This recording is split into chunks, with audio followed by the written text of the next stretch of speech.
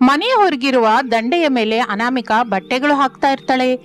ಆಗಲೇ ರಾಧಿಕಾ 2 ಕೊಡವನ್ನು ಹಿಡ್ಕೊಂಡು ಅಲ್ಲಿಗೆ ಬರ್ತಾಳೆ. ಇದೇನೆ ರಾಧಿಕಾ, ಈಗಲೇ ಏಕವಾಗಿ 2 ಕೊಡಗಳು ಹಿಡ್ಕೊಂಡ್ ಬಂದಿದ್ಯಾ? ನೀರ್ಗಾಗಿನಾ? ಹೌದು ಕಣೆ, ನೀರ್ಗಾಗೆ. ಗಂಟೆಯಿಂದ ನೋಡ್ತಾ ಇದ್ದೀನಿ, ನೀರು ತಗೊಂಡ್ ಹೋಗ್ತೇನೆ ಇದೆಯಾ? ನಿಜಕ್ಕೂ ಈ ನೀರನ್ನೆಲ್ಲ ಏನ್ ಮಾಡ್ತಾ ಇದೆಯೇ? 2 ಮಕ್ಕಳಿರುವ ನಿನಗೆ ಮದುವೆ ಆಗಿ ವರ್ಷವಾದ್ರೂ ನನ್ ಕಷ್ಟ ಏನ್ ತಿಳಿಯುತ್ತೆ ಹೇಳೆ? ನೀನ್ ಹೇಳಿದ್ರೆ ಅಲ್ವಾ ನಂಗೆ ತಿಳಿಯುತ್ತೆ, ನೀನ್ ಹೇಳ್ದೇ ಇದ್ರೆ ನನ್ಗೆ ಹೇಗೆ ತಿಳಿಯುತ್ತೆ? ಮೊದಲು ನೀನು ನಿನ್ನ ಗಂಡ, ನಿಮ್ಮ ಅತ್ತೆ ಮಾವಯ್ಯ ಹೇಗೂ ದೊಡ್ಡವ್ರ ಹತ್ರ ಇದ್ದಾರೆ. ಇಷ್ಟೆಲ್ಲ ನೀರ್ ತಗೊಂಡು ಹೋಗಿ ಹೆಚ್ಚಿನ ರೇಟಿಗೆ ಮಾರ್ತಾ ಇದೀಯಾ ಏನೋ? ಸಾಕು ಕಣೆ ಜೋಕು. ಈಗ ನಾವು ಎಲ್ಲಿದ್ದೀವಿ ಗೊತ್ತಾ ನಿಂಗೆ? ನಮ್ಮ ಮನೆ ಹೊರಗೆ. ನಾನು ಬಟ್ಟೆ ಜೊತೆ ಇದ್ದೀನಿ, ನೀನು ಕೊಡದ ಜೊತೆ ಇದೀಯಾ? ಅಬ್ಬಬ್ಬಬ್ಬಬ್ಬ, ನನ್ನ ಉದ್ದೇಶ ಅದಲ್ವೇ. ಈಗ ನಾವು ಯಾವ ಕಾಲದಲ್ಲಿ ಇದ್ದೀವಿ ಅಂತ.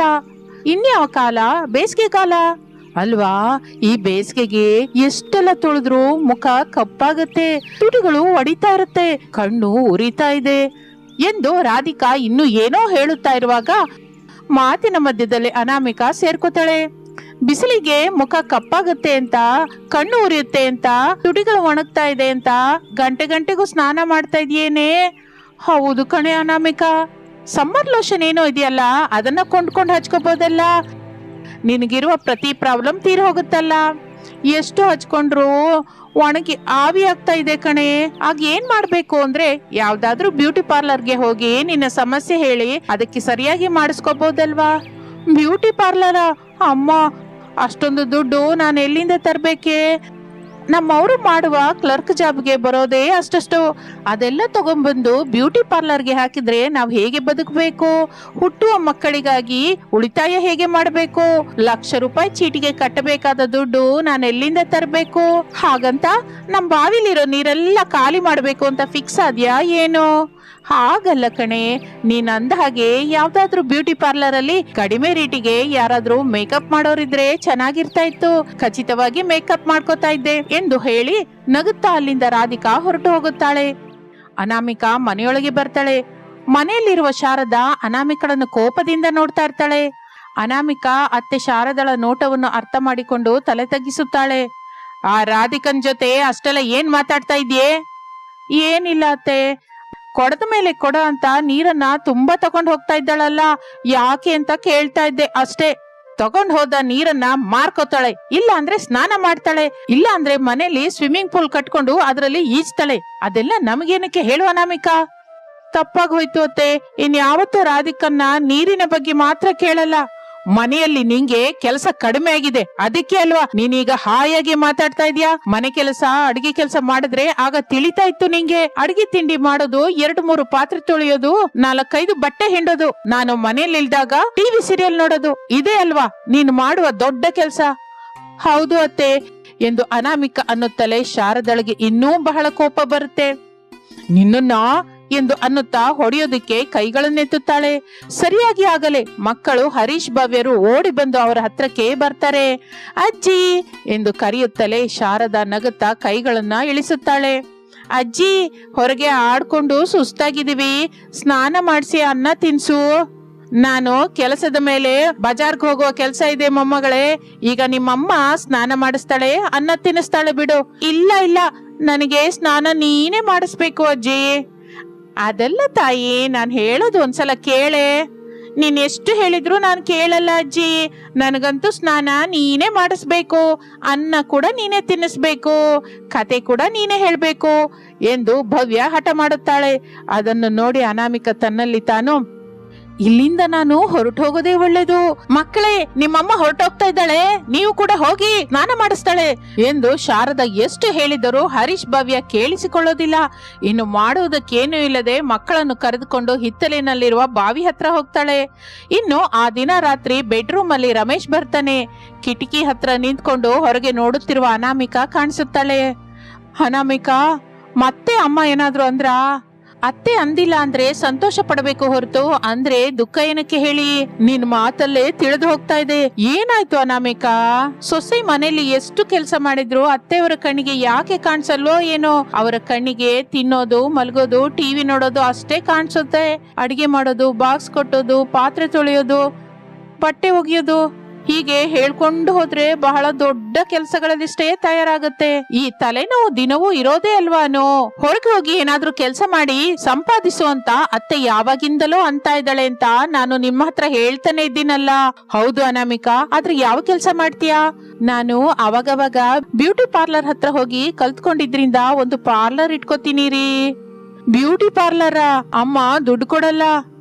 ಮರದ ಕೆಳಗೆ ಫೀಡರ್ ಹಾಗೆ ಮರದ ಕೆಳಗೆ ಬ್ಯೂಟಿ ಪಾರ್ಲರ್ ಇಟ್ಕೋತೀನಿ.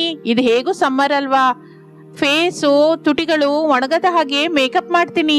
ಒಳ್ಳೆ ಆಲೋಚನೆ ಅನಾಮಿಕಾ, ಬೆಸ್ಟ್ ಆಫ್ ಲಕ್. ಇನ್ನು ನಾನು ಮಲ್ಕೋತೀನಿ ಎಂದು ಹೇಳಿ ರಮೇಶ್ ಆ ರಾತ್ರಿಗೆ ಮಲಗುತ್ತಾನೆ. ಅನಾಮಿಕಾ ಆಲೋಚನೆಯಿಂದ ಹಾಗೇ ನಿಂತು ಬಿಡ್ತಾಳೆ. ಮಾರನೇ ದಿನ ರೋಡ್ ಮೇಲೆ ಪಕ್ಕದಲ್ಲೇ ಇರುವ 2 ಮರಗಳನ್ನು ಮಾವ ಪ್ರಸಾದ್ ಸೊಸೆ ಅನಾಮಿಕಾ ನೋಡ್ತಾ ಇರ್ತಾರೆ. ಹೇಗಿದೆ ಮಾವಯ್ಯ ನಿನಗೆ ಬಂದ ಐಡಿಯಾ? ನೀನು ಮಾಡ್ತೀನಿ ಅಂದ್ಕೊಂಡ ಕೆಲಸ, ನೀನು ಹೇಳಿದ ವಿಧಾನ ಎಲ್ಲ ಚೆನ್ನಾಗಿದೆ ಸೊಸೆ.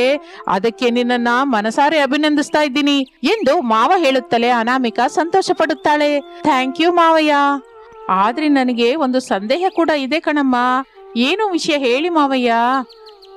ಇಷ್ಟು ಬಿಸಿಲಿನಲ್ಲಿ ಹೀಗೆ ರೋಡ್ ಮೇಲೆ ಬ್ಯೂಟಿ ಪಾರ್ಲರ್ ಇಟ್ರೆ ವ್ಯಾಪಾರ ಸಾಗುತ್ತೆ ಅಂತೀಯಾ? ನನಗೇನಕ್ಕೋ ವ್ಯಾಪಾರ ಸಾಗುತ್ತೋ ಇಲ್ವೋ ಅಂತ ಸಂದೇಹವಾಗಿದೆ ಅಮ್ಮ. ತಪ್ಪದೇ ಆಗುತ್ತೆ ಮಾವಯ್ಯ, ನನಗಂತೂ ಆ ನಂಬಿಕೆ ಇದೆ.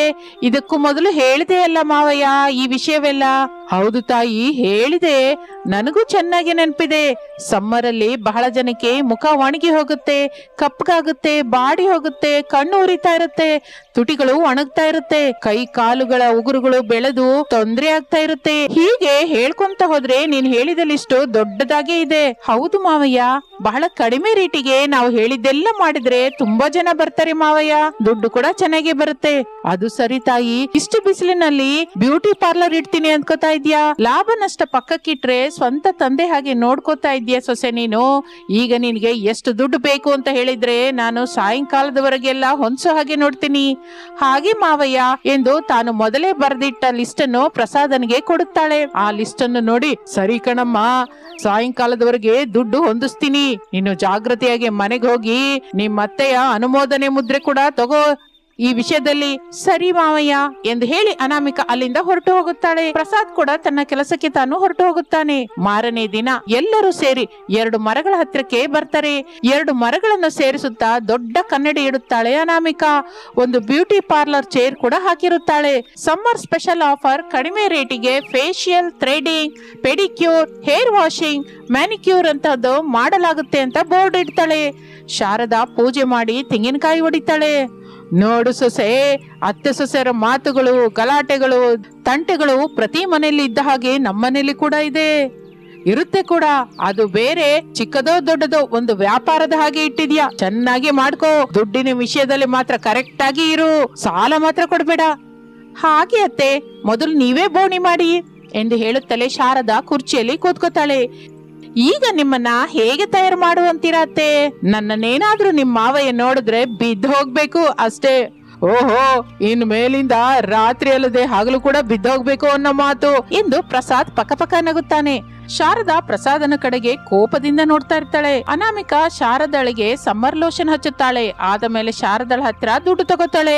ಅನಾಮಿಕಾ ಸಂತೋಷ ಪಡುತ್ತಾಳೆ. ಅಲ್ಲಿಂದ ಶಾರದಳ ಜೊತೆ ಸೇರಿ ಎಲ್ಲರೂ ಮನೆಗೆ ಹೋಗುತ್ತಾರೆ.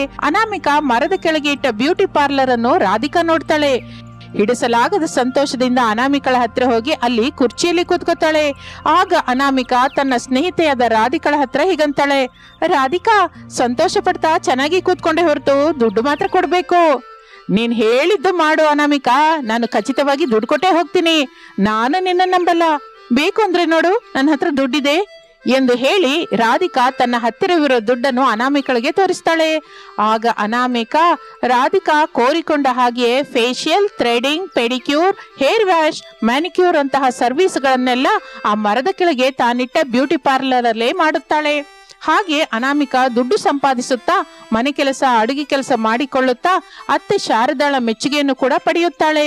ಮನೆಯಲ್ಲಿ ಖಾಲಿಯಾಗಿ ಇರುವುದು ಇಷ್ಟವಿಲ್ಲದ ಎಷ್ಟೋ ಜನ ಗೃಹಿಣಿಯರು ಅನಾಮಿಕಳನ್ನು ಇನ್ಸ್ಪಿರೇಷನ್ ಆಗಿ ತೆಗೆದುಕೊಂಡು ತಾವು ಮಾಡಬೇಕೆಂದುಕೊಂಡ ಕೆಲಸವನ್ನು ಮಾಡಬೇಕೆನ್ನುವ ಆಲೋಚನೆಯನ್ನು ಮನೆಯವರಿಗೆ ಹೇಳಿ ಅವರ ಸಮ್ಮತಿಯಿಂದ ಒಂದು ಹೆಜ್ಜೆ ಮುಂದಕ್ಕೆ ಇಟ್ಟು ತಮ್ಮ ಆಲೋಚನೆಗಳನ್ನು ಕಾರ್ಯರೂಪದಲ್ಲಿ ತರುವ ಹಾಗೆ ಮಾಡಿದರೆ ಖಚಿತವಾಗಿ ಪ್ರತಿಯೊಬ್ಬರು ವಿಜಯವಂತವಾಗುತ್ತಾರೆ. ಬೆಳಗಿನ ಸಮಯ 7:30 ಗಂಟೆ. ಮಕ್ಕಳು ಹರೀಶ್ ಭವ್ಯರಿಗೆ ಹಾಫ್ ಡೇ ಸ್ಕೂಲ್ ಆಗಿದ್ದರಿಂದ ಇಬ್ಬರು ರೆಡಿಯಾಗಿ ಹೊರಗೆ ಬರುತ್ತಾರೆ. ಅಣ್ಣಯ್ಯ, ಈ ದಿನ ನಮ್ಮ ಜೊತೆ ಸ್ಕೂಲ್ಗೆ ಯಾರೂ ಬರ್ತಾ ಇಲ್ವಾ? ಅದೇ ನಂಗೂ ಅರ್ಥವಾಗ್ತಿಲ್ಲ ತಂಗಿ.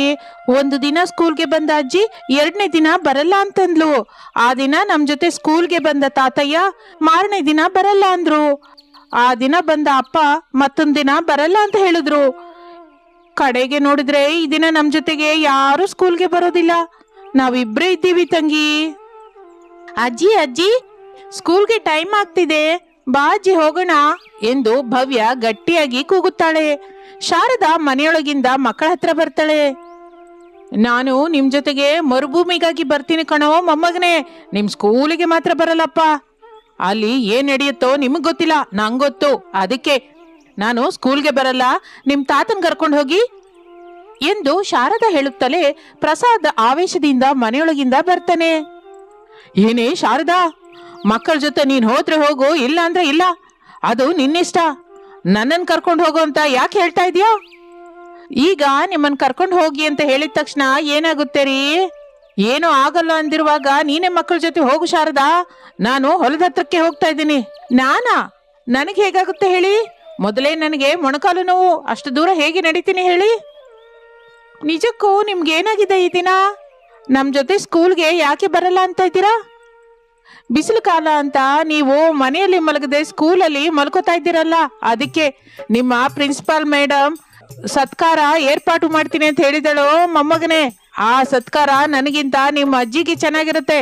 ಹೋಗಿ ಹೋಗಿ ನಿಮ್ಮ ಅಜ್ಜಿನೇ ಕರ್ಕೊಂಡು ಹೋಗಿ ಎಂದು ಹೇಳುತ್ತಲೇ ಹರೀಶ್ ಭವ್ಯ ಇಬ್ಬರು ಸೇರಿ ಶಾರದಾಳ ಅಕ್ಕಪಕ್ಕ ನಿಂತ್ಕೊಂಡು, ಬಾ ಅಜ್ಜಿ, ಸ್ಕೂಲ್ಗೆ ಟೈಮ್ ಆಗ್ತಾ ಇದೆ, ಬಾ ಅಜ್ಜಿ ಎಂದು ಮಕ್ಕಳು ಗಲಾಟೆ ಮಾಡ್ತಾ ಇರ್ತಾರೆ. ಪ್ರಸಾದನ ಕಡೆಗೆ ಕೋಪದಿಂದ ನೋಡುತ್ತಾಳೆ ಶಾರದಾ. ಪ್ರಸಾದ್ ನಗುತ್ತಾ ಅಲ್ಲಿಂದ ಹೊರಟು ಹೋಗುತ್ತಾನೆ. ಆಗ ಶಾರದಾ ತನ್ನಲ್ಲಿ ತಾನು, ಅಮ್ಮೋ, ಮಕ್ಕಳ ಜೊತೆ ಸ್ಕೂಲ್ಗೆ ಹೋದ್ರೆ ಮಕ್ಕಳು ಸ್ಕೂಲ್ನಲ್ಲಿ ಮಲ್ಕೋತಾರೆ. ನೀವು ಗೋಡೆ ಕುರ್ಚಿ ಹಾಕ್ಬೇಕು ಅಂತ ಆ ಪ್ರಿನ್ಸಿಪಾಲ್ ನನ್ನ ಹತ್ರ ಗೋಡೆ ಕುರ್ಚಿ ಹಾಕಿಸ್ತಾಳೆ. ಈಗ ಹೇಗೆ ಮಕ್ಕಳಿಂದ ಹೇಗೆ ತಪ್ಪಿಸ್ಕೋಬೇಕು ಎಂದು ಅಂದುಕೊಳ್ಳುತ್ತಾ ಇರುವಾಗ ಅನಾಮಿಕಾ ಅವರ ಹತ್ರಕ್ಕೆ ಬರ್ತಾಳೆ. ಮಕ್ಕಳೇ, ಏನು ನೀವಿನ್ನು ಸ್ಕೂಲ್ಗೆ ಹೋಗ್ಲಿಲ್ವಾ? ನಮ್ಮನ್ನ ಸ್ಕೂಲ್ ಹತ್ರ ಕರ್ಕೊಂಡು ಹೋಗೋದಕ್ಕೆ ಅಜ್ಜಿ, ತಾತಯ್ಯ, ಡ್ಯಾಡಿ ಯಾರು ಬರ್ತಾ ಇಲ್ಲ ಮಮ್ಮಿ ಎಂದು ಹೇಳುತ್ತಲೇ ಶಾರದಳಿಗೆ ಸೊಸೆ ಅನಾಮಿಕಳನ್ನು ಸಿಕ್ಕಿಸುವ ಆಲೋಚನೆ ಬರುತ್ತೆ. ಶಾರದಳಿಗೆ, ಸೊಸೆ, ನಿಮ್ಮ ಮಾವಯ್ಯ ಹೊಲದ ಕೆಲ್ಸಕ್ಕೆ ಹೋಗಿದ್ದಾನೆ, ಮಗ ಏನೋ ಕೆಲ್ಸ ಇದೆ ಅಂತ ಹೊರಟೋಗಿದ್ದಾನೆ. ಈ ಮೊಣಕಾಲು ನೋವಿನಿಂದ ನಾನು ಅಲ್ಲಿವರೆಗೆ ನಡೆಯಲಾರೆ. ಸ್ಕೂಲ್ ಹತ್ರ ಮಕ್ಕಳನ್ನ ಬಿಟ್ಟು ಬಾರೆ. ಸರಿಯತ್ತೆ ಮಕ್ಕಳೇ, ಬನ್ನಿ ಸ್ಕೂಲ್ಗೆ ಹೋಗೋಣ ಎಂದು ಅನಾಮಿಕಾ ಮಕ್ಕಳಿಬ್ಬರನ್ನು ಕರ್ಕೊಂಡು ಮನೆಯಿಂದ ಹೊರಡುತ್ತಾಳೆ. ಹೋಗು ಸೊಸೆ, ಹೋಗು. ಸ್ಕೂಲ್ಗೆ ಹೋದ ಮೇಲೆ ಆ ಕೋಪಿಸ್ಟೆ ಪ್ರಿನ್ಸಿಪಾಲು ನಿನ್ನ ಹತ್ರ 1 ಗಂಟೆ ಗೋಡೆ ಕುರ್ಚಿ ಹಾಕಿಸ್ತಾಳೆ. ಆಗ ನೀನು ಕೂಡ ಮಕ್ಕಳ ಹತ್ರ ನಾಳೆಯಿಂದ ಸ್ಕೂಲ್ಗೆ ಹೋಗಲಾರೆ ಎಂದು ಅಂದುಕೊಳ್ಳುತ್ತಾ ಮನೆಯೊಳಗೆ ಹೋಗುತ್ತಾಳೆ. ಇನ್ನು ಅನಾಮಿಕಾ ಮಕ್ಕಳನ್ನು ಕರ್ಕೊಂಡು ಸ್ಕೂಲ್ಗೆ ಬರ್ತಾಳೆ. ಸ್ಕೂಲ್ ಹೊರಗಿರುವ ಪ್ರಿನ್ಸಿಪಾಲ್ ಅನಾಮಿಕಳನ್ನು ನೋಡಿ, ಏನಮ್ಮ ಅನಾಮಿಕಾ, ಸ್ಕೂಲಲ್ಲಿ ನಿನ್ ಮಕ್ಕಳು ಏನ್ ಮಾಡ್ತಾ ಇದ್ದಾರೋ ನಿನ್ ಗೊತ್ತಾ? ತುಂಬಾ ತುಂಟತನ ಮಾಡ್ತಾ ಇದ್ದಾರೆ ಮೇಡಮ್. ಮನೆ ಹತ್ರ ಕೂಡ ಅಷ್ಟೇ ರೀ, ತುಂಬಾ ತುಂಟತನ ಮಾಡ್ತಾ ಇದ್ದಾರೆ. ಸಮ್ಮರಲ್ಲಿ ಕೂಡ ಸ್ಕೂಲ್ ಇಟ್ಬಿಡಿ. ನಾನು ಮಾತಾಡ್ತಾ ಇರೋದು ಅವ್ರು ಮಾಡ್ತಿರುವ ತುಂಟತನದ ಬಗ್ಗೆ ಅಲ್ಲ ಅನಾಮಿಕಾ. ಅಂದ್ರೆ ನನ್ನ ಮಕ್ಕಳು ತುಂಟತನ ಮಾಡ್ತಿಲ್ವ ಮೇಡಮ್? ಚೆನ್ನಾಗಿ ಸ್ಕೂಲ್ ರೂಮಲ್ಲಿ ಕೂತ್ಕೊಂಡು ಶ್ರದ್ಧೆಯಿಂದ ಓದ್ತಾ ಇದ್ದಾರಾ? ಅರೆವಾ ಮಕ್ಕಳೇ, ನಿಮ್ಮನ್ನ ನೋಡಿ ನಾನು ಎಷ್ಟು ಗರ್ವ ಪಡ್ತಾ ಇದ್ದೀನಿ. ನೀವು ಮನೆಗೆ ಬಂದ್ಮೇಲೆ ನಿಮ್ಗೆ ಇಷ್ಟವಾದ ಪಾಯಸ ಮಾಡಿ ಕೊಡ್ತೀನಿ, ಸಂತೋಷವಾಗಿ ತಿನ್ಬೋದು ಎಂದು ಸಂತೋಷ ಪಡುತ್ತಾ ಅನಾಮಿಕಾ ಹೇಳುತ್ತಲೇ ಹರೀಶ್ ಭವ್ಯ ಕೂಡ ಆನಂದ ಪಡುತ್ತಾ ಪಾಯಸ ಆಗ್ಲೇ ತಿಂತಾ ಇರೋ ಹಾಗೆ ಊಹಿಸ್ಕೋತಾರೆ. ಮಮ್ಮಿ, ಪಾಯಸ ತುಂಬಾ ಚೆನ್ನಾಗಿದೆ, ಇನ್ ಸ್ವಲ್ಪ ಹಾಕು, ನಂಗ್ ಕೂಡ ಹಾಕು ಮಮ್ಮಿ ಎಂದು ಅನ್ನುತ್ತಿದ್ದರೆ ಪ್ರಿನ್ಸಿಪಾಲ್ ಕೋಪದಿಂದ ನೋಡುತ್ತಾ ಹೀಗಂತಾಳೆ, ಏ ಮಕ್ಕಳೇ, ಆ ಊಹೆಯಿಂದ ಹೊರಗೆ ಬನ್ನಿ, ಈಗ ನೀವು ಸ್ಕೂಲಲ್ಲಿದ್ದೀರಾ ಎಂದು ಗಟ್ಟಿಯಾಗಿ ಪ್ರಿನ್ಸಿಪಲ್ ಮೇಡಮ್ ಅನ್ನುತ್ತಲೇ ಹರೀಶ್ ಭವ್ಯರು ಅಯೋಮಯದಿಂದ ನೋಡ್ತಾ ಇರ್ತಾರೆ. ಮಕ್ಕಳೇ, ಸ್ಕೂಲಲ್ಲಿ ನೀವು ಇಷ್ಟು ಚೆನ್ನಾಗಿರ್ತೀರಲ್ಲ, ಮನೆಗೆ ಬಂದ ಮೇಲೆ ಯಾಕೆ ಅಷ್ಟೆಲ್ಲ ತುಂಟತನ ಮಾಡ್ತೀರಾ? ನನಗರ್ಥವಾಗ್ತಿಲ್ಲ. ನಿಮಗೇನಾದ್ರೂ ಅರ್ಥವಾಯ್ತಾ ಮೇಡಮ್? ನಿನ್ನ ಮಕ್ಕಳ ಬಗ್ಗೆ ನಾನು ಹೇಳೋದನ್ನ ಪೂರ್ತಿಯಾಗಿ ಕೇಳು ಅನಾಮಿಕಾ. ಹೇಳಿ ಮೇಡಮ್, ನಿಮ್ಮ ಸ್ಕೂಲಲ್ಲಿ ನನ್ನ ಮಕ್ಕಳು ಇರೋ ಹಾಗೆ ಯಾರು ಇರ್ತಾ ಇಲ್ವಾ? ನನ್ನ ಮಕ್ಕಳಿಗೆ ಬೆಸ್ಟ್ ಸ್ಟೂಡೆಂಟ್ಸ್ ಅವಾರ್ಡ್ ಏನಾದ್ರು ಕೊಡ್ತಾ ಇದ್ದೀರಾ? ಅಯ್ಯಯ್ಯೋ, ಕೊಡಿ ಮೇಡಮ್, ನಾನೇನಕ್ಕೆ ಬೇಡ ಅಂತೀನಿ, ಕೊಡಿ ಮೇಡಮ್. ಅನಾಮಿಕಾ, ನಿನ್ನ ಮಕ್ಕಳು ಬೆಸ್ಟ್ ಮಕ್ಕಳಲ್ಲ, ವೇಸ್ಟ್ ಮಕ್ಕಳು. ನಿನ್ನ ಮಕ್ಕಳಿಗೆ ಬೆಸ್ಟ್ ಸ್ಟೂಡೆಂಟ್ಸ್ ಅವಾರ್ಡ್ಸ್ ಅಲ್ಲ, ಬೆಸ್ಟ್ ಸ್ಲೀಪಿಂಗ್ ಅವಾರ್ಡ್ ಕೊಡ್ತೀವಿ. ಅದೇನು ಮೇಡಮ್, ಒಂದು ಸಲ ಅಂತ ಮಾತಂದ್ಬಿಟ್ರಿ. ನಿನ್ನ ಮಕ್ಕಳನ್ನ ಕೇಳಿ, ಅವರು ಸ್ಕೂಲಿಗೆ ಬಂದು ಏನ್ ಮಾಡ್ತಾ ಇದ್ದಾರೋ ಅವರ ಬಾಯಿಂದಾನೆ ಹೇಳ್ತಾರೆ. ಕೇಳಿ. ಹರೀಶ್, ಭವ್ಯ, ನೀವು ಸ್ಕೂಲ್ಗೆ ಬಂದು ಏನ್ ಮಾಡ್ತಾ ಇದ್ದೀರಾ? ನಿಮ್ಮ ಅಮ್ಮಂಗೆ ಅರ್ಥವಾಗುವ ಹಾಗೆ ಹೇಳಿ. ಮಮ್ಮಿ, ನಾನು ತಂಗಿ ಸ್ಕೂಲ್ಗೆ ಬರ್ತಲೇ ಫ್ಯಾನ್ ಗಾಳಿ ತಣ್ಣಗೆ ತಗಲ್ತಾ ಇರುತ್ತೆ, ಇಬ್ರು ಹಾಯಾಗಿ ಮಲ್ಕೋತೀವಿ ಎಂದು ಹೇಳುತ್ತಲೇ ಅನಾಮಿಕಾ ಏನು ಮಾತನಾಡದೆ ಮೌನವಾಗಿದ್ದು ಬಿಡುತ್ತಾಳೆ. ಕೇಳಿದ್ರಾ? ಸ್ಕೂಲ್ಗೆ ಬಂದ ನಿಮ್ಮ ಮಕ್ಕಳು ಮಾಡ್ತಾ ಇರುವ ಕೆಲಸ ಏನೋ ನಿಮ್ಗೆ ತಿಳಿತಾ? ಹೌದಾ ಮೇಡಮ್, ಈ ವಿಷಯ ನಂಗೆ ಗೊತ್ತಿಲ್ಲ ಮೇಡಮ್. ನಿಮ್ಮ ಅತ್ತೆ ಕರ್ಕೊಂಡ್ ಬಂದಾಗ ಹೇಳ್ದೆ, ನಿಮ್ ಮಾವಯ್ಯ ಮಕ್ಕಳನ್ನು ಕರ್ಕೊಂಡ್ ಬಂದಾಗ ಕೂಡ ಹೇಳ್ದೆ, ನಿನ್ನ ಗಂಡನ ಹತ್ರ ಕೂಡ ಹೇಳಿದ್ನಲ್ಲ ಅನಾಮಿಕಾ. ಮತ್ತೆ ಇವ್ರ್ಯಾರು ನಿಂಗೆ ಹೇಳಿಲ್ವಾ? ನನ್ಗೆ ಯಾರು ಹೇಳಿಲ್ಲ ಮೇಡಮ್. ಅವರು ಚೆನ್ನಾಗಿ ಓದ್ಕೋತಾ ಇಲ್ಲ, ಪಕ್ಕದವರನ್ನು ಕೂಡ ಓದ್ಕೊಳ್ಳೋದಕ್ಕೆ ಬಿಡಲ್ಲ. ಅವರವರ ಕ್ಲಾಸ್ ರೂಮ್ ಅಲ್ಲಿ ಹಾಯಾಗಿ ಮಲ್ಕೊಂಡಿರ್ತಾರೆ. ಹೀಗೆ ಮಕ್ಕಳು ಮಲಗಿದ್ರೆ ಮಕ್ಕಳ ಜೊತೆ ಬಂದವರನ್ನು ಗೋಡೆ ಕುರ್ಚಿ ಹಾಕಿಸ್ತೀನಿ ಅಂತ ಹೇಳಿದೆ. ಈಗ ನೀವು ಗೋಡೆ ಕುರ್ಚಿ ಹಾಕಿ, ಆಗ ನೀವು ನಿಮ್ಮ ಮಕ್ಕಳನ್ನ ಕಂಟ್ರೋಲ್ ಮಾಡಿಸ್ಕೋತೀರಾ. ಸ್ಕೂಲಲ್ಲಿ ಮಲ್ಕೊಳ್ಳೋದು ಅಂದ್ರೆ ಏನು ರೀ? ಏನ್ ಮಾಡೋದು ಮೇಡಮ್, ಬಿಸಿಲು ಕಾಲ ಅಂತ ಮನೆ ಎಲ್ಲ ಬಿಸಿಯಾಗಿ ಇದ್ದೆ ಅಂತ ಮಕ್ಕಳು ರಾತ್ರಿ ಹೊತ್ತು ನಿಜಕ್ಕೂ ಮಲ್ಕೋತಾ ಇಲ್ಲ. ಅದಕ್ಕೆ ಹೀಗೆ ಸ್ಕೂಲ್ಗೆ ಬಂದು ಮಲ್ಕೋತಾ ಇರೋ ಹಾಗಿದೆ ಮೇಡಮ್. ಸಾರಿ ಟೀಚರ್. ಸಾರಿ ಏನಕ್ಕೆ ಅನಾಮಿಕಾ? ಈಗ ನೀನು ಗೋಡೆ ಕುರ್ಚಿ ಹಾಕು ಎಂದು ಪ್ರಿನ್ಸಿಪಾಲ್ ಮೇಡಮ್ ಹೇಳುತ್ತಾ ಇದ್ದಾರೆ. ಇನ್ನು ಅಲ್ಲಿರುವುದು ಅಷ್ಟು ಒಳ್ಳೆಯದಲ್ಲ ಎಂದುಕೊಂಡು, ನಾಳೆಯಿಂದ ಹಾಗೆ ನಡೆಯದ ಹಾಗೆ ನೋಡ್ಕೋತೀನಿ ಮೇಡಮ್, ಈ ದಿನ ಬಿಟ್ಬಿಡಿ ಎಂದು ಹೇಳಿ ಮಕ್ಕಳನ್ನು ಅಲ್ಲಿ ಬಿಟ್ಟು ಅನಾಮಿಕಾ ಓಟ ಕೇಳುತ್ತಾಳೆ. ಇನ್ನು ಆಯಾಸ ಪಡುತ್ತಾ ಅನಾಮಿಕಾ ಮನೆಗೆ ಬರುತ್ತಾಳೆ. ಏನೇ ಸೊಸೆ, ಆಗ್ಲೇ ಬಂದ್ಬಿಟ್ಯಾ? ಹೋಗಿ 1 ಗಂಟೆ ಕೂಡ ಆಗಿಲ್ವಲ್ಲ ಎಂದು ಶಾರದಾ ಕೇಳುತ್ತಲೇ ಅನಾಮಿಕಳಿಗೆ ಕೋಪ ಬರುತ್ತೆ. ಕೇಳ್ತಾ ಇದ್ರೆ ಹಾಗೆ ಯಾಕೆ ನೋಡ್ತಾ ಇದೀಯಾ? ಮಕ್ಕಳು ಸ್ಕೂಲಲ್ಲಿ ಮಲ್ಕೋತಾ ಇದ್ದಾರೆ ಅಂತ ಹೀಗೆ ಮತ್ತೊಂದು ಸಲ ಮಲಗಿದ್ರೆ ಗೋಡೆ ಕುರ್ಚಿ ಹಾಕಿಸ್ತೀನಿ ಅಂತ ಪ್ರಿನ್ಸಿಪಾಲ್ ಮೇಡಮ್ ಹೇಳಿದ್ಲು ಅಂತ ನೀವು ನಂಗೆ ಯಾಕೆ ಹೇಳಿಲ್ಲ ಅತ್ತೆ? ಅಂದ್ರೆ ಈಗ ನೀನು ತಪ್ಪಿಸ್ಕೊಂಡ್ ಬಂದ್ಯಾ? ಹೌದು ಅತ್ತೆ ಎಂದು ಹೇಳುತ್ತಲೇ ಶಾರದಾ ಡಲ್ ಆಗಿ ಫೇಸ್ ಇಡುತ್ತಾಳೆ. ಅದು ನೋಡಿದ ಅನಾಮಿಕಾ, ನಾನು ಗೋಡೆ ಕುರ್ಚಿಯಿಂದ ತಪ್ಪಿಸ್ಕೊಂಡಿದ್ದಕ್ಕೆ ನೀವು ಫೀಲ್ ಆಗ್ತಾ ಇರೋ ಹಾಗಿದೆ ಅಲ್ಲ? ಛೆಛೆ, ಅಂತದೆಲ್ಲ ಇಲ್ಲ ಕಣೆ. ಹೇಗೂ ಮನೆಗ್ ಬಂದಿದೆಯಲ್ಲ, ಸ್ನಾನ ಮಾಡಿ ದೀಪ ಬಿಡು, ನಾನು ಸ್ವಲ್ಪ ಹೊಲದ ಹತ್ರ ಹೋಗಿ ಬರ್ತೀನಿ ಎಂದು ಹೇಳಿ ಶಾರದಾ ಅಲ್ಲಿಂದ ಹೊರಟು ಹೋಗುತ್ತಾಳೆ. ಹಾಗೆ ಸ್ವಲ್ಪ ಸಮಯ ಕಳೆದ ನಂತರ ಕತ್ತಲಾಗುತ್ತಾ ಇರುವಾಗ ಹೊಲದ ಕೆಲಸ ಮುಗಿಸಿಕೊಂಡು ಶಾರದಾ ಪ್ರಸಾದರು ಮಣ್ಣಿನ ರೋಡ್ ಮೇಲೆ ನಡೆಯುತ್ತಾ ಮನೆ ಕಡೆಗೆ ಹೊರಡುತ್ತಾರೆ. ಮನೆಗೆ ಹೋಗ್ಬೇಕು ಅಂದ್ರೆ ಭಯವಾಗ್ತಾ ಇದ್ದಾರೆ. ಯಾಕೆ ಶಾರದಾ? ಮೊಮ್ಮಗಳು ಮಾಡುವ ತುಂಟತನದ ಬಗ್ಗೆ, ಗಲಾಟೆ ಬಗ್ಗೆ ಯಾರಾದ್ರೂ ಮನೆ ಹತ್ರ ಬರ್ತಾರೆ ಅಂತನಾ? ಅದಕ್ಕಲ್ಲ ರೀ, ಮಕ್ಕಳು ಮಲ್ಕೊಳ್ಳಲ್ಲ ಅಲ್ವಾ, ಬಿಸಿಯಾಗಿದೆ ಅಂತ, ಉಸಿರು ಕಟ್ತಾ ಇದೆ ಅಂತ, ಫ್ಯಾನ್ ಗಾಳಿ ಸರಿಯಾಗಿ ಬರ್ತಾ ಇಲ್ಲ ಅಂತ, ನಾವು ಮನೇಲಿ ಇರಲ್ಲ ಅಂತ ಹೇಳಿ ಹೇಳ್ತಾ ಇರ್ತಾರೆ, ಅಳ್ತಾ ಇರ್ತಾರೆ. ಆ ಅಳು ಕೇಳಿ ಪಕ್ಕದ ಮನೆಯವರು ಕೂಡ ಎದ್ದೇಳ್ತಾ ಇದ್ದಾರೆ. ಮಕ್ಕಳಿಗೆ ಏನೋ ಒಂದು ಸಮಾಧಾನ ಹೇಳ್ಬೇಕು ಶಾರದಾ. ಮಕ್ಕಳು ಅವ್ರಿಗೇನ್ ಗೊತ್ತು, ನಮ್ಮ ಕಷ್ಟ ಅರ್ಥವಾಗುವುದಿಲ್ವಲ್ಲ, ಅರ್ಥ ಮಾಡಿಕೊಳ್ಳುವ ವಯಸ್ಸು ಕೂಡ ಅವರದ್ದಲ್ಲ ಎಂದು ಅವರಿಬ್ಬರು ಮಾತನಾಡಿಕೊಳ್ಳುತ್ತಾ ಮನೆಗೆ ಬರುತ್ತಾರೆ. ರಾತ್ರಿ ಆಗುತ್ತೆ. ಹರೀಶ್ ಭವ್ಯ ಇಬ್ಬರು ಸೇರಿ ಬಿಸಿಯಾಗಿದೆ ಅಂತ ಒಬ್ಬರು, ಉಸಿರು ಕಟ್ತಾ ಇದೆ ಅಂತ ಮತ್ತೊಬ್ಬರು ಅಳೋದಿಕ್ಕೆ ಶುರು ಮಾಡ್ತಾರೆ. ಶಾರದಾ ಪ್ರಸಾದ್ ರಮೇಶರು ಎಷ್ಟು ಸಮಾಧಾನಿಸಿದರೂ ಮಕ್ಕಳು ಕೇಳ್ತಾನೆ ಇರ್ಲಿಲ್ಲ, ಅಳ್ತಾನೆ ಇರ್ತಾರೆ. ಏನೇ ಸೊಸೆ, ಏನಾದ್ರೂ ಹೇಳಿ ಮಕ್ಕಳನ್ನ ಸಮಾಧಾನಿಸ್ಬೋದಲ್ಲ? ಏನ್ ಹೇಳಿ ಅತ್ತೆ, ನನಗೇನಾದ್ರೂ ಮಹಿಮೆ ಇದೆಯಾ? ಈ ಮನೆ ಎಲ್ಲ ಐಸಿನ ಮನೆ ಆಗ್ಬೇಕು ಅಂತ, ಆಗ್ಲೇ ಚೆನ್ನಾಗಿರುತ್ತೆ ಅಂತ ಹೇಳಿದ್ರೆ ಈ ಮನೆ ಐಸಿನ ಮನೆ ಆಗಿ ಹೋಗುತ್ತಾ? ಹಾಗನ್ಬೇಡ್ವೆ ಸೊಸೆ, ಮೇಲೆ ತಥಾಸ್ತು ದೇವತೆಗಳಿರುತ್ತೆ, ಅವ್ರೇನಾದ್ರೂ ತಥಾಸ್ತು ಅಂತ ಹೇಳಿದ್ರಂದ್ರೆ ನಮ್ಮ ಮನೆ ಐಸ್ ಮನೆಯಾಗಿ ಬಿಡುತ್ತೆ ಎಂದು ಶಾರದಾ ಹೇಳುತ್ತಲೇ ಅನಾಮಿಕಾ ಹೀಗಂತಾಳೆ. ನೀವು ನಿಮ್ಮ ಸೋಂಬೇರಿತನ, ಈ ಕಾಲದಲ್ಲಿ ತಥಾಸ್ತು ದೇವತೆಗಳು ಎಲ್ಲಿರ್ತಾರೆ? ಈ ಕಾಲದಲ್ಲಿ ಏನಾದ್ರೂ ಇದ್ರು ಕೂಡ ನಾನು ಈಗ ನಮ್ಮನೆ ಐಸಿನ ಮನೆ ಆಗ್ಬೇಕು ಅಂತ ಇದ್ದೀನಲ್ಲ, ಈ ಮನೆ ಐಸಿನ ಮನೆ ಆಗುತ್ತಾತೆ ಎಂದು ಶಾರದಳ ಹತ್ತಿರ ಅನಾಮಿಕಾ ಹೇಳುತ್ತಲೇ ಆ ಮನೆ ಐಸಿನ ಮನೆಯಾಗಿ ಬದಲಾಗಿ ಹೋಗುತ್ತದೆ. ಅದನ್ನು ನೋಡಿ ಮನೆಯಲ್ಲಿರುವವರೆಲ್ಲರೂ ಸಂತೋಷ ಪಡುತ್ತಾರೆ. ಆದರೆ ಅನಾಮಿಕಳಿಗೆ ಮಾತ್ರ ಅಯೋಮಯವಾಗಿರುತ್ತೆ. ತಕ್ಷಣ ಆಕಾಶದ ಕಡೆಗೆ ನೋಡುತ್ತಾ, ಓ ತಥಾಸ್ತು ದೇವತೆಗಳೇ, ನನಗೆ ಕರುಣಿಸಿ, ನನಗೆ ಶಕ್ತಿ ಕೊಟ್ಟಿದ್ದೀರಾ, ಸಂತೋಷ. ನಾನು ಯಾವಾಗ ಐಸ್ ಚೂರಿನ ಮನೆ ಬೇಕು ಅಂತ ಕೇಳಿಕೊಂಡಾಗೆಲ್ಲ ಹೀಗೆ ಬದಲಾಗುವ ಹಾಗೆ ನನ್ನನ್ನು ಕರುಣಿಸಿ. ನಿಜಕ್ಕೂ ನೀವು ಹೀಗೆ ಇರ್ತೀರಾ ಅಂತ ನಾನು ಅಂದ್ಕೊಂಡಿರ್ಲಿಲ್ಲ ಹೊರತು ನಮ್ಮ ಮನೆ ಹೀಗೆ ಬದಲಾಗುತ್ತೆ ಅಂತ ಕೂಡ ಅಂದ್ಕೊಂಡಿರ್ಲಿಲ್ಲ ದೇವತೆಗಳೇ. ನೀವು ನಮಗೆ ಕರುಣಿಸಿ ಈ ಬಿಸಿಲು ಕಾಲದಲ್ಲಿ ನಮಗೆ ಉಪಶಮನ ಕರುಣಿಸಿದ್ದಕ್ಕೆ ನಾವು ಯಾವತ್ತಿಗೂ ಋಣಿಯಾಗಿರ್ತೀವಿ ದೇವತೆಗಳೇ ಎಂದು ಆ ತಥಾಸ್ತು ದೇವತೆಗಳಿಗೆ ಅನಾಮಿಕಾ ಕೈ ಮುಗಿಯುತ್ತಾಳೆ. ಅಷ್ಟೇ ಅಲ್ಲ, ಅನಾಮಿಕಾ ಏನೋ ಮಾತಿನ ವರಸೆಗೆ ಅಂದ ಆ ಐಸೂರಿನ ಮನೆ ಮಾತು ನಿಜವಾಗುತ್ತಲೇ ಆ ಮನೆಯವರು ಸಂತೋಷ ಪಡುವುದೇ ಅಲ್ಲದೆ ಬಿಸಿಲಿನ ತಾಪದಿಂದ ಅವರೆಲ್ಲರಿಗೂ ಉಪಶಮನ ಕೂಡ ಸಿಗುತ್ತದೆ. ಮಕ್ಕಳಿಗಾಗಿ ಆ ಐಸಿನ ಮನೆಯನ್ನು ಅನಾಮಿಕಾ ಅದ್ಭುತವಾಗಿ ಉಪಯೋಗಿಸಿಕೊಳ್ಳುತ್ತಾ ಇರುತ್ತಾಳೆ. ಇನ್ನು ಆ ನಂತರ ರಾತ್ರಿ ಹೊತ್ತು ಬಿಸಿಲಿನ ಬೇಗೆ ಇಲ್ಲದೆ ಇದ್ದುದರಿಂದ ಮಕ್ಕಳು ಹಾಯಾಗಿ ಮಲಗಿಕೊಳ್ಳುತ್ತಾರೆ. ಬೆಳಗಿನ ವೇಳೆ ಪ್ರಶಾಂತವಾಗಿ ಹಾಯಾಗಿ ಸ್ಕೂಲ್ಗೆ ಹೋಗಿ ಓದಿಕೊಳ್ಳುತ್ತಾ